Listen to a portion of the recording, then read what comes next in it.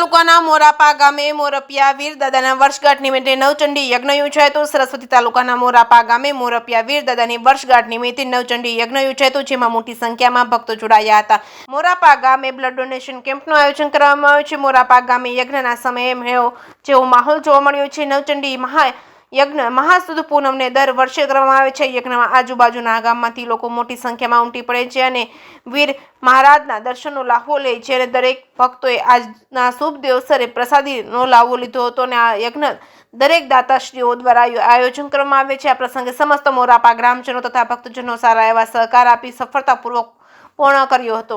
જે કેસની ગુજરાતી સાથે પ્રવીણ પંચાલ, પાટણ। વીર મહારાજની મોરપા ગામે સરસ્વતી તાલુકાનું મોરપા ગામ બાગલોથી અંદરની સાઈડમાં આવે છે।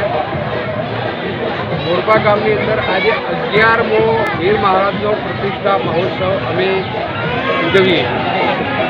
ગામની અંદર બહુ વ્યવસ્થા સરસ કરી છે। શ્રદ્ધાળુઓને કોઈ પણ તકલીફ પડે એવું ના પડે એવું આયોજન કરેલું છે। ગામના સરપંચ અને ગામના તમામ આગેવાનોએ ખૂબ સાથ અને સહકાર છે।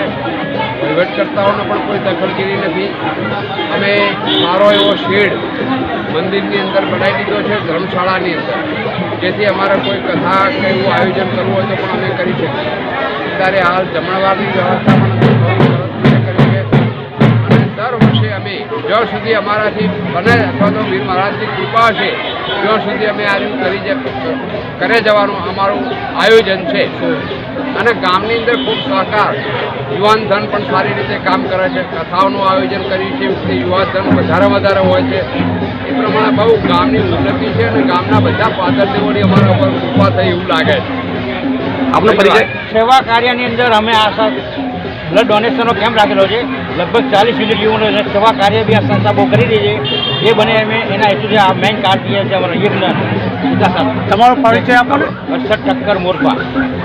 સુખદેવભાઈ બ્રહ્માડ, મોરપા।